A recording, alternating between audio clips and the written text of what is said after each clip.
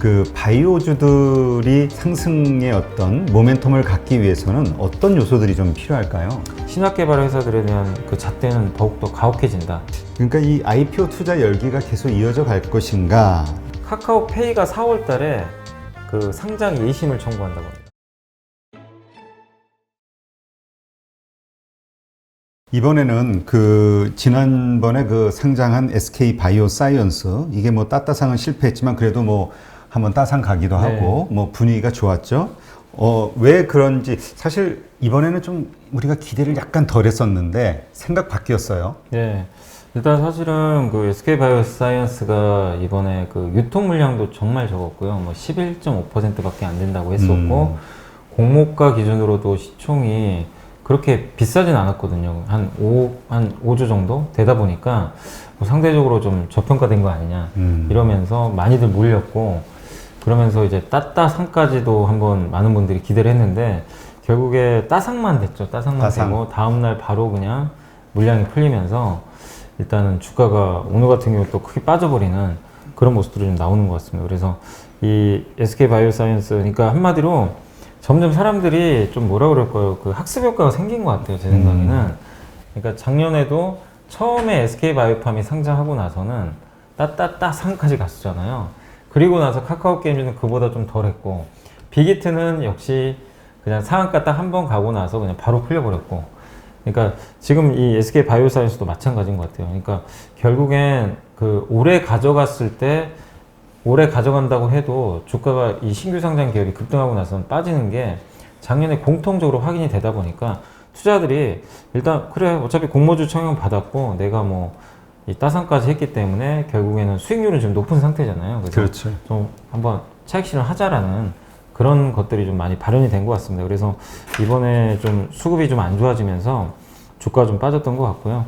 어쨌든 그 SK 바이오사이언스 일단 워낙 공모가도 괜찮았고 여러 가지 뭐 백신에 대한 기대감들도 높았지만 제 생각에는 좀 작년에 아마 SK 바이오팜보다 먼저 상장했으면 성공했을 것 같긴 한데 이게 좀 약간은 너무 좀 늦게 한 게 타이밍이 중요해요. 타이밍도 좀 안 맞았던 것 같아요. 근데 어쨌든 이제 그런 것도 하나 또 생각해 볼 필요는 있는 것 같아요. 이번에 그 균등 방식이 적용이 됐잖아요. 그렇죠. 그러니까 한마디로 개인 투자분들이 더 많이 들어간 거죠, 사실은. 그러니까 내가 10주만 청약을 해도 한 주를 받을 수가 있어요. 예전에는 돈을 몇 억을 넣어야 한 주 받을까 말까 했잖아요. 그렇죠. 그러니까 진짜 작은 크신 분들만 가능했고 개인들한테 배정된 것도 많지 않았는데 이번엔 균등 배정까지 되다 보니까 실제로 예전 같으면 물량을 못 받으실 분들까지 많이 받은 거죠. 그러다 보니까 받은 사람들이 훨씬 늘어나다 보니까 서로 이제 차익 실현 욕구가 더 강해졌던 것 같아요, 과거보다. 그래서 나올 물량이 좀 더 많아지면서 약간 이제 그런 부분들이 부정적으로 작용했던 것 같습니다. 그래서 전체적으로 봤을 때 기관이나 외국인들의 잠겨있는 물량은 훨씬 당연히 더 그 많았기 때문에 유통 주식 수는 당연히 줄어서 그 점은 긍정적이라고 볼 수 있었지만 개인들이 너무 많이 늘어났다는 거, 이것도 하나의 좀 원인이었던 것 같아요. 그리고 SK 바이오사이언스를 볼 때 한 가지 이제 많은 분들이 좀 우려하는 거는 그거죠. 아니 코로나19 백신으로 상장까지 한 거는 뭐 알겠는데 이게 영원하진 않을 거라는 좀 우려감이 있는 것 그렇죠. 같아요. 예, 왜냐하면 우리가 이제 독감 백신처럼 매년 맞는 것도 있겠지만 코로나19 백신은 이번에 맞고 나서 뭐 매년 맞아야 된다라면 또 문제가 다를 수는 있어요. 근데 올해 이제 2번 딱 맞고 나면 면역력이 생긴다고 하니까 그러면 이게 소멸되는 거잖아요, 사실상. 그런 것들에 대한 좀 리스크도 있는 것 같습니다. 그래서 내년에도 분명히 코로나19 때문에 백신을 접종하는 분들은 있겠지만 올해보다는 꺾이는 건 분명하거든요. 올해가 이만큼이라면 내년엔 줄겠죠. 그러면은 주가 모멘텀 측면에서 올해가 제일 좋거든요, 사실은. 그렇지. 실적이 꺾이니까. 그러면 그거를 상반기에 미리 반영을 해요. 그렇기 때문에 이번 상반기에 상장했을 때가 최고 아니냐, 이런 우려감까지 겹친 것 같아요. 그래서 이런 것들이 가미돼서 주가가 조금 우리가 기대했던 따따상까지는 가지 못하고 좀 따상해서 좀 아쉽게 지금 흘러가고 있다라고 보시면 좋겠습니다. 네. 뭐 그래도 공모가에 비하면 있냐 뭐. 네, 그죠. 여전히 많이 오른 건 맞습니다. 근데 이제 아마 SK 바이오사이언스 때문인가요? 아까도 우리 얘기했듯이 바이오주들이 이제 바닥에서 꿈틀대고 네. 있다. 이게 아마 이 긍정적인 영향을 미쳤던 것 같아요. 네. 예. 지금 그 바이오주들이 다시 뭔가 상승의 어떤 모멘텀을 갖기 위해서는 어떤 요소들이 좀 필요할까요? 이제 그 투자자분들도 많이 좀 똑똑해지신 게요. 그러니까 무조건 임상한다고 이제 무턱대고 사진 않으시더라고요. 왜냐면 임상 3상까지 가고 FDA까지 갔던 기업들 중에 막 실패하는 사례들이 나오는 거예요. 다 성공했다고 본 거잖아요, 사실. 그렇죠. 임상 3상까지 갔으면. 근데 여기서도 안 좋은 결과들이 자꾸 나오니까 투자자들이 이제 더욱더 혹독한 잣대를 내밀 수밖에 없을 것 같아요. 이건 무슨 얘기냐면 옛날에는 바이오들이 그냥 어떤 테마성질을 하나가 좋으면 그냥 뭉텅이로 다 갔습니다. 얘가 됐으니까 얘도 되고 이래서 갔는데 이제는 투자자들이 그런 식으로 접근 안 할 거예요. 철저하게 그렇지. 되는 기업. 그러니까 여러 가지가 있겠지만 신약 개발 회사들 중에서 막연하게 간다기보다는 분명히 이제 이 신약 개발도 종류가 너무 다양한데 큰 사이즈, 시장이 뒤에 큰 사이즈가 있고 그 다음에 계속해서 검증된 기업들만 가겠죠. 근데 그거를 우리가 검증하기가 쉽진 않아요. 성공할지 안 할지 모르니까. 그렇지만 매 분기 아니면 뭐 반기 아니면 월 단위로 업데이트를 계속 하면서 꾸준하게 검증을 할 것 같아요. 그래서 거기서 살아나는 기업들은 더 많이 주가가 올라갈 수밖에 없습니다. 선택이 돼 있기 때문에. 그래서 신약 개발 회사들에 대한 그 잣대는 더욱더 가혹해진다. 그렇지만 살아남은 기업일수록 월등한 주가 수익률을 보일 수 있다는 건 하나 좀 참고하시면 좋겠고, 두 번째가 역시 지금 실적도 중요하잖아요. 사실. 그렇죠. 지금 실적에 대한 얘기가 제일 크죠. 예. 근데 사실 신약 개발 회사를 실적으로 볼 수는 없는 거니까, 신약을 만들어야 뭐 돈을 버는 거니까 신약 개발 회사는 이제 논외로 할게요. 실적은. 그럼 그 나머지 제약회사들, 바이오나 역시 대표적으로 CMO도 있고 위탁 생산하는 업체들, 기존의 이제 대형 제약사들 영업을 해서 돈을 버는 그런 회사들도 있을 거고, 그 다음에 뭐 진단키트도 분명히 있을 거고, 예. 아니면은 여러 가지 뭐 그 원료 의약품을 만드는 기업들도 있을 거고 되게 다양한데, 그런 기업들은 신약 개발은 아니기 때문에 당연히 숫자가 나와야 돼요. 숫자가 이제 안 나오는 바이오는 또 인정을 안 해줄 가능성이 굉장히 높습니다. 그래서 그게 뭐가 될지 몰라요. 종목 기업들이 워낙 많으니까. 그래서 바이오도 이제는 묻지마 투자보다도 여러분들이 진짜 공부를 많이 하셔야 돼요. 모르면 하지 마세요, 아예. 예. 그냥 바이오 좋대더라, 고령하니까 좋다, 이런 감에 의해서 사시면 절대 안 되고 정말 큰 코 다칩니다. 아까도 제가 라이브 할 때도 G3BNT가 좀 안 좋은 뉴스가 나와가지고 주가가 계속 급락을 해요. 누가 예상을 했겠어요. 그렇죠. 예, 분명히 왜냐면 작년에 기대주 중에 하나였거든요. 좋게 생각들을 했는데 그런 기업마저도 지금 안 좋아요. 그렇기 때문에 철저하게 검증을 하셔서 투자를 하시면 좋을 것 같고, 나는 그래서 신약 개발은 진짜 모르겠다 하시면 그냥 단순하게 생각하세요. 숫자 나오는 대형 제약사나 아니면 바이오시밀러, CMO, 얘네들은 기업 숫자가 나오거든요. 근데 그 중에서 매 분기 실적을 체크하셔가지고 잘 나오는 기업들 위주로 매매를 하시면 좋을 것 같습니다. 분명히 고령화 시대로 가니까 우리가 헬스케어를 무시할 수는 없습니다. 없지만 여러분들이 투자해서 수익을 낼 수 있는 그 부분은 더욱더 어려워질 수밖에 없다. 진짜 공부하고 잘 아는 투자자만이 지금 이제 벌 수 있는 업종으로 바뀌었기 때문에 바이오주들 투자하실 때는 정말 세밀하게 분석을 해서 투자를 해 나가시면 좀 좋을 것 같습니다. 네. 네. 그러니까 지금 얘기하신 대로 제약사라든가 이런 건 우리가 실적 보고 들어갈 수가 있는데, 네. 이 신약 개발 회사는 정말 알 수 없는 거잖아요. 이거는 뭐 정말 도박이라고 보기, 도박이라는 단어보다는 하여튼 그 알 수 없는 결과에 대한 그 베팅을 하는 건데, 예, 기대감으로 하는 건데, 그러나 또 신약 개발은 또 우리 정말 중요한 부분이기도 하고요. 그래서 뭔가 정말 이게 잘 실패해도 큰 타격이 받지 않는 소액을 투자해야 되는 게 아닐까, 이런 생각이 가끔 들더라고요. 맞아요. 그러니까 신약개발 옛날에는 진짜 몰빵해서 큰 돈 버신 분도 있으시더라고요. 그렇지. 진짜로. 예. 신약개발하는 업체 운도 좀 좋으셨던 거죠, 사실은. 근데 신약개발에서 어쨌든 이런 업체에 투자하실 때는 저는 절대로 원금의 10% 안 넘어갔으면 좋겠고, 원금의 10% 정도를 투자를 하시되 내가 이 돈이 없어져도 된다고 생각하고 투자를 하셔야 돼요. 그런 마인드로. 그러면은 실패해도 그냥 리스크 크지 않고요. 어차피 10% 그냥 날린다고 생각을 하셔야 돼요. 최악의 경우는. 근데 그러진 않아요. 신약개발 회사가 뭐 다 없어지는 건 아니니까.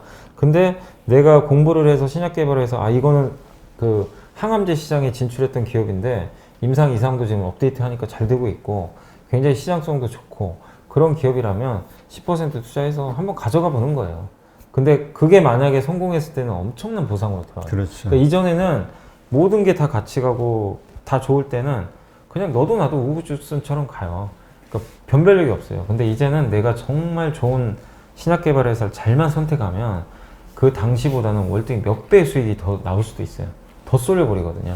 그래서 신약 개발 회사 투자하실 때는 좀 더 공부를 세밀하게 하시고 원금의 10% 이하로만 좀 가볍게 하셔서 진짜 잃어버려도 된다는 생각으로 투자하시면 그게 의외로요. 오히려 성공해가지고 나한테 뜻하지 않은 컨식을 주기도 해요. 진짜. 맞아요. 예. 몸과 마음이 맞아요. 가벼워야 돼. 예, 가벼워야 돼. 그러니까 바이오는 진짜 저도 모르고 대표님도 모르고요. 그 지금 난다긴다는 그 한국의 대표 애널리스트들도 맞출 수가 없습니다. 그렇지. 신약 개발. 그 임상 하시는 분도 몰라요. 예. FDA 예. 승인까지 나와봐야. 예. 그래서 그렇게 어려운 거예요. 그렇기 때문에 무에서 유를 창조하는 건데 그러면 주가를 어떻게 예측을 하겠어요? 그러니까 최악의 경우를 가정하고 맘 편히 그냥 저는 투자하시는 게 바람직하다고 보고 있습니다. 네. 자, 그럼 이번에 다음 그 공모주 시장에 대어로 꼽히는 회사가 이제 크래프톤이라고 게임 회사가 하나 있네요. 이 회사에 대해서 좀 소개를 해주시죠. 이게 이제 배틀그라운드라고 정말 이 엄청난 게임이죠. 모바일 게임 하시는 분들이나 PC 게임 하시는 분들은 정말 표현이 좀 그렇지만 좀 미친다고 그러더라고요. 이 게임에 그냥 빠져들면 헤어날 수가 없다. 예. 총 쏘는 게임이에요. 총 쏘는 이게 그 어떤 그러니까 비행기를 타고 이제 그 캐릭터가 내려가요. 어떤 섬에 무인도에 내려가서 거기서 이제 여러 사람들이 있을 거 아니에요. 다 죽여야 돼요. 나 혼자만 살아야 돼요. 그럼 이제 승리하는 게임인데 좀 잔인하긴 하지만 그 게임을 이제 만들어서 대박이 났습니다. 대박이 나서 이제 상장한다고 하는데 뭐 NC소프트보다 비싸질 거란 얘기도 나올 정도로 돈도 잘 벌고 그래서 크래프톤이 어쨌든 이런 그 PC 게임 쪽에서는 정말 절대 강자고 잘 만들어서 돈도 지금 잘 벌고 있습니다. 그리고 이 PC 게임, 그러니까 이런 게임 회사들의 장점이 뭐냐면 한 번 게임을 만들어 놓잖아요. 더 이상 할 게 없어요. 돈이 계속 꽂혀요. 설비 투자할 이유가 없어요. 그렇죠. 왜냐면 네. 우리 그 뭐지 MMORPG 무슨 게임이라고 그러잖아요. 갑자기 MMORPG. MMORPG. 예. 이 게임은 계속 무슨 뭐 추가 아이템. 만들고 맞아요. 뭐라 그러지? 그 예. 지도를 계속 만들고 맞아요. 뭐 확장하고 뭐 이런 게 있는데 이거는 그냥 서로 그냥 실시간으로 총 들어가서 쏘는 거예요. 네, 총 쏘는 건데 이게 워낙 또 빅히트를 하다 보니까 지금 매출도 많이 나오는데 좋은 게 회사 입장에서 돈이 안 들어가요. 그냥 사람만 많이 하면 돼요. 개발자가 그러니까 회사 이게 게임 회사가 되게 전형적인 고정 비용 산업이에요. 그러니까 뭐냐면 영업 레버리지가 큰데 매년 나가는 그 지출은 거의 똑같아요. 뭐 1년에 비용이 100억 나가면 100억. 게임이 아무리 흥행을 해도 100억 나가고 게임이 실패해도 100억 나가요. 나가는 돈은 똑같아요, 거의. 그럼 매출액이 만약에 어마어마하게 증가하면 사람들이 많이 쓸수록 그거 뭐 비용 많이 들어가지도 않거든요. 그러니까 이 배틀그라운드라는 게임을 10,000명 하는 거랑 10만 명 하는 거랑 별 차이는 없어요, 솔직히 비용 면에서는. 근데 많이 할수록 당연히 이익은 더 꽂히니까. 그래서 너무나 이게 영업 레버리지가 큰 건데 지금 워낙에 지금 배틀그라운드로 흥행을 성공했고 이걸 기반으로 해서 아마 상장까지 할 것 같은데 이제 항상 근데 그거예요. 상장할 때는 물론 좋은데 그렇죠. 그 다음 게임이 뭐냐 이거예요. 여기에 대한 고민이 있습니다. 그래서 이 크래프톤이 앞으로의 숙제는 그 NC소프트가 그래도 그동안 잘했던 게 뭐냐면 리니지란 게임을 만들고 나서 리니지 2M도 성공을 하고 이번에 블레이드 앤 소울 2도 나와요. 게임을 각각 하나씩 잘 만들고 있어요. 그러면 크래프톤도 그걸 보여주면 됩니다. 그래서 배틀그라운드 이후의 게임이 뭐가 될지 모르겠고 그거를 또 한 번만 더 검증을 해준다면 정말 엄청난 기업이 될 수 있어요. 그래서 지금 이번에 상장하는 거는 이제 배틀그라운드까지 반영됐다고는 보시고요. 그 후에 나오는 게임까지는 한번 검증을 해보시고 대응을 해보시는 것도 좀 좋을 것 같습니다. 네. 하여튼 뭐 장외 시장에서는 230만 원이 넘을 정도로 뭐 인기가 있었다. 뭐 엄청난 게임. 네네. 아, 그렇군요.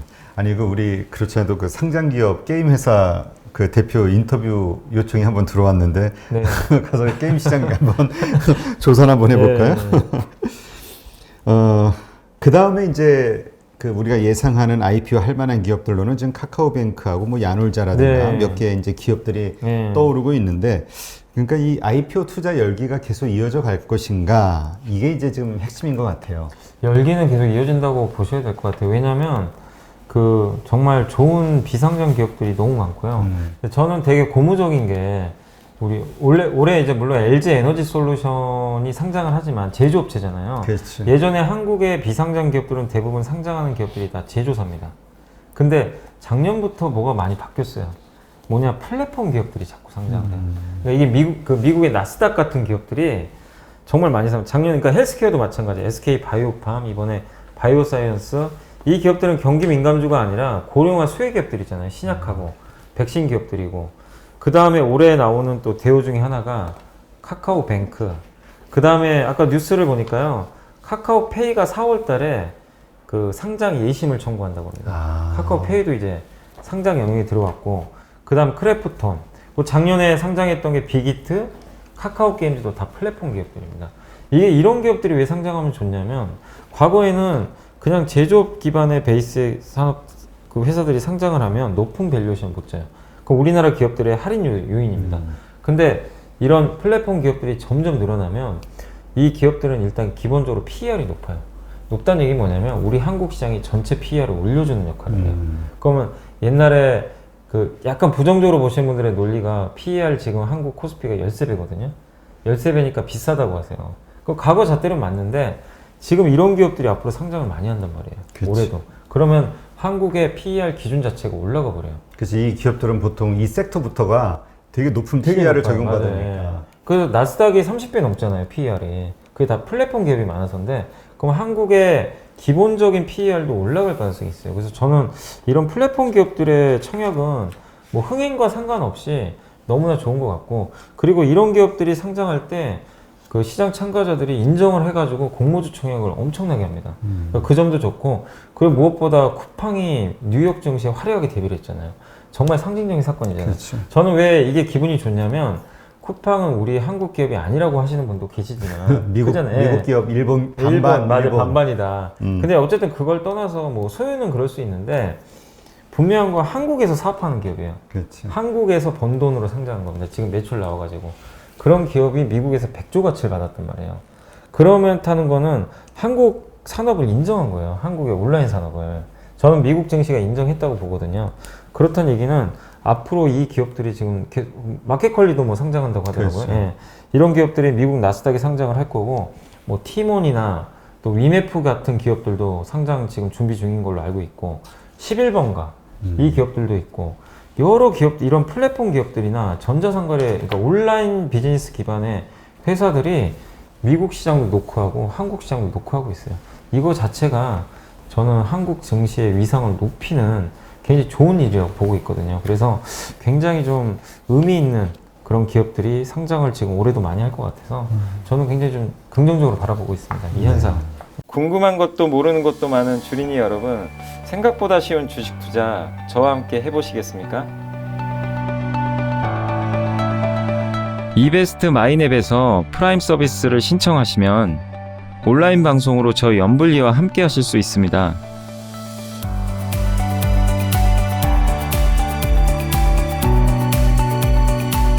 프라임 서비스를 신청하시려면 이베스트 마이넷 어플 설치 후 다이렉트 계좌 개설 메뉴에서 계좌 개설을 진행해 주세요. 다이렉트 지점 선택은 필수입니다. 마지막으로 이벤트 코드란에 연불리를 입력하시면 주식 상품권 10,000원을 화요일에 지급해 드립니다.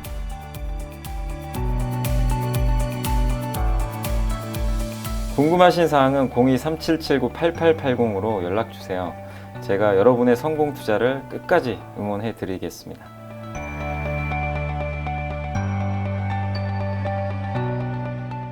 그렇군요. 일단 카카오페이 상장 예심 뭐 신청했다고 하니까. 네. 근데 여기에서는 요것도 플러스 마이너스를 한번 카카오 주주들은 따져봐야 될 게, 이게 지주회사처럼 돼버리면 예. 또 이 마이너스 그 할인율을 받게 되니까. 네, 그러니까 카카오가 약간 이제 그럴 가능성도 있다라는 제기는 있더라고요. 워낙 자회사들이 많은데 그걸 다 갖고 있다가 하나씩 상장시키니까. 근데 이제 또 일각에선 그런 얘기도 있어요. 카카오는 그래도 좀 다른 게, 일단 상장은 시키지만 기본적으로 그 자회사들 지분을 일단 압도적으로 많이 갖게 되고 상장을 하더라도 지분을 많이 갖고 가거든요. 그런 면에서는 좋고, 그다음 카카오 자체에서 지금 여전히 아직도 비상장 기업들이 되게 많기 때문에 그런 면에서 본다라면은 카카오의 어떤 지분 가치가 크게 훼손되지 않을 거라는 그런 얘기들도 많이 나오는 것 같아요. 물론 이제 상장을 하면 당연히 할인이 들어가는 건 그건 어쩔 수가 없습니다. 그러나 비상장 자회사들의 가치가 또 그만큼 올라가잖아요. 그러니까 카카오뱅크가 지금 그대로 있을 때는 뭐 예를 들면은 5조 원의 가치라면 상장을 하고 나서는 10조 원이 될 수도 있는 거거든요. 훨씬 높은 가치를 받을 수 있으니까 그런 면에서 또 이렇게 시너지 효과가 발휘될 수도 있어요. 그래서 카카오 주가에는 그렇게 부정적으로 작용하지는 않을 것 같습니다. 그리고 상장할 기업들이 아직은 많다. 이렇게 좀 말씀드리고 싶습니다. 그 지금 그 20대, 30대 젊은 분들 사이에서 지금 약간 열풍처럼 부는 게 비상장 기업에 대한 투자. 네. 예. 근데 사실 이 비상장 기업들이 상장까지 올라오기까지는 정말 그 바늘구멍이잖아요. 네. 그래서 그걸 또 걱정하시는 분들도 있긴 하던데 네. 그 공모주 제도가 좀 약간 좀 더 개선이 돼야 되지 않겠냐 하는 의견도 있어요. 예. 이게 워낙 그 주목받는 기업과 그렇지 못한 기업의 괴리가 너무 크니까. 그래서 이거 관련해 가지고는 이제 사실 이제 공모주 청약도 보면 기관 투자들이 어떻게 보면 이제 수요 예측을 해가지고 공모가를 거의 결정을 하는데 그때 흥행인지 아닌지가 거의 결정이 됩니다. 기관들부터. 왜냐하면 괜찮은 기업은 기관 투자들이 막 물량을 써가지고 공모가 최상단에 올려버려요. 써서 물량을 따내려고. 근데 인기 없는 기업들은 작년에 진짜 수요 예측에서 흥행 실패한 기업들도 몇 개 있는데 그런 기업들 같은 경우는 거의 주가도 상장하고 나서도 별 볼 일이 없더라고요. 그러니까 그런 거 보면 지금 이 괴리는 너무 큰 것 같은데, 근데 저는 이게 그러니까 괴리가 큰 거는 어쩔 수 없는 것 같아요. 이게 자본주의 시대잖아요. 그러니까 너무 크니까 야 얘는 뭐 예를 들면 100배에 거래되고 얘는 10배에 거래되면 분명히 누가 봐도 이거는 이거 불합리한 거 아니야? 이럴 수 있는데, 근데 이거를 만약에요 공모주 청약을 그래서 만약에 제도를 바꿔가지고 얘 SK 바이오사이언스는 100배니까 너무 비싸니까 얘를 조금 너무 오버스팅 안 하게 한 70배만 인정해주고, 예를 들면 어떤 제조업체인데 얘는 아무리 봐도 아무도 관심도 없고 할인 받으니까 5배짜리인데 10배로 만약에 가격을 좀 좁혀줬다고 생각해보세요. 이거는 사실 자본주의 원리에도 위배되거든요. 어떻게 보면은. 그럼 마치 우리 한국 시장에 지금 거래되는 PER 70배짜리는 50배가 돼야 되고 PER 10배짜리는 20배로 올려주고 그거를 강제적으로 한다는 얘기도 될 수 있기 때문에 이거보다도 저는 그러니까 가격적인 면은 건들지 않는 게 저는 맞다고 봅니다. 그거는 왜냐면 그 기업이 매력이 있어서 그렇게 쏠리는 건데 되게 자연스러운 현상이에요. 그러니까 누구든 간에 여러분이 좋아하는 기업을 살려는 사람들이 많으면 올라가는 거잖아요. 싫으면 당연히 안 보게 되고 주가 떨어지고 그거랑 같은 논리니까 그것까지 어쩔 수 없는 것 같고, 다만 이제 그 공모주 투자를 할 때 저는 이번에 균등배분제는 정말 잘했다고 생각을 해요. 그러니까 뭐냐면 균등배분제라는 게 이제 무조건 나는 한 주라도 받을 수 있는 제도잖아요. 그렇죠. 이제 공평하게. 그러니까 절반은 기존처럼 돈을 많이 쓰신 분들이 받는 거고 나머지 절반의 물량은 이제 균등하게 받는 거죠. 그러니까 이런 제도들을 하나씩 좀 마련해가지고 기울어진 운동장을 고치는 건 정말 찬성입니다. 왜냐하면 누구는 돈 많아서 다 가져가고 그러니까요. 나는 돈 없다는 이유만으로 공모주 청약 아무리 해도 돈도 받지도 못하고, 그리고 그동안 기관들의 놀이터였잖아요. 기관은 물량 엄청 받아갔어요. 근데 이번에도 약간의 제도 개선을 통해 가지고 그 개인들 물량을 좀 늘려줬는데 뭐 개인들 좀 저는 받을 수 있는 물량 더 늘렸으면 좋겠어요. 지금도 사실 적거든요. 이번에 그렇죠. 최대 뭐 25에서 30%까지 늘려줬다고 하는데 그것도 사실은 그 우리 사주에서 미달됐을 때만 될 수 있는 거거든요. 그럼 그거 안 되면 20%인데 어쨌든 그 약간의 그런 기울어진 운동장을 계속 이렇게 그 평평하게 펴지는 쪽으로 제도 개선이 되는 거는 너무 좋다. 다만 가격 면에서 뭐 이게 너무 과열돼 가지고 올라가고 이거는 아무도 관심 없어서 이렇게 떨어지고 이거를 강제적으로 조정하는 거는 저는 자본주의는 아니라고 보기 때문에. 아니 근데 예. 어쩔 수 없어요. 시장 논리에 따라가야지. 맞아요. 예. 시장 논리를 거슬리고 나만의 논리로 접근했다면은 이게 소수 의견은 어쨌든 자본주의 시장에서는 도태되니까. 맞습니다. 제가 그 얘기하니까 떠오르는 게 한 6, 7년 전쯤에 네. 세 개의 회사가 동시에 그 특례 상장을 하는데 전부 높게 형성이 된 거라 두 개가 내가 예. 봤을 때는. 네. 그래서 가장 그 제대로 대접을 못 받고 있다 생각한 세 번째 기업에다가 공모주를 받았는데 공모하고 나서 마이너스 37%까지 가더라고요. 그게요, 공모주 청약 빈익빈 부익부가 너무 심해요. 거기서 인기 없는 거 하시면 안 돼요. 맞아, 진짜. 인기 있는 거는 뭐 무조건 해야 돼요. 3배까지만 예. 올라가는데 비싸더라도 인기 있는 곳에 청약을 하셔야 돼요. 청약할 때는. 왜냐면은 공모주 청약에 시초가에 그게 바로 반영되더라고요. 맞아요. 저도 예전에는 그걸 잘 몰랐을 때는 저도 대표님하고 똑같았어요. 저도 그렇게 생각했는데 그게 전혀 아니기 때문에. 근데 이런 제도는 하나 있어요. 뭐냐면 공모주 청약에서 좀 인기가 없을 것 같은 기업들 있잖아요. 네. 그러면은 주관사가 공모가에 이렇게 뭐 예를 들면 공모가의 90% 정도 있잖아요. 뭐 예를 들면 10,000원인데 9,000원 정도 있죠. 9,000원까지는 보존을 해주는 제도도 있어요. 일부 기업들. 그러니까 그거는 주관사랑 이렇게 협약을 맺어서 하게 되는 건데 그게 없는 기업도 있지만 좀 흥행에 실패 같은 할 것 같은 기업들은 공모주 청약을 내가 딱 들어갔을 때 손해를 크게 볼 수도 있잖아요. 공모가가 더 비싸다고 느껴지면. 그래서 그거를 9,000원 정도에서는 어떻게 보면 이제 공모가 요를 유지를 해주는 그런 또 약간의 제도적인 정책들은 있으니까 뭐 너무 불리한 건 아닙니다. 그래서 네. 이 회사마다 좀 다르긴 하니까 여러분들이 공모주 청약 어쨌든 그 관심 있는 것들은 좀 적극적으로 하시는 것도 아니 그리고 제가 이번에 SK 바이오사이언스 공모주 청약 많은 분들이 하셨잖아요. 진짜 제 주변에도 안 하신 분이 없는 거예요. 아니 그러니까 안 하신 줄 알았는데 웬만한 분들 다 하신 건데 저는 그분들한테 진짜 박수 쳐드리고 싶은 게 그 내가 로또를 당첨되시는 분들이 집에 가만히 있어가지고 당첨된 건 아니잖아요. 그렇죠. 일단 가서 사야지. 일단 샀잖아요.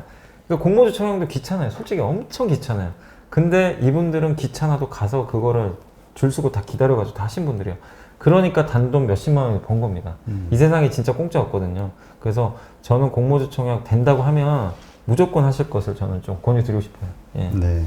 아, 하여튼 과거 생각하니까 그때 또 이제 주주 대표로 우리 그 회사 대표하고 엄청 부딪혔던 기억이 또 네. 떠오르네요.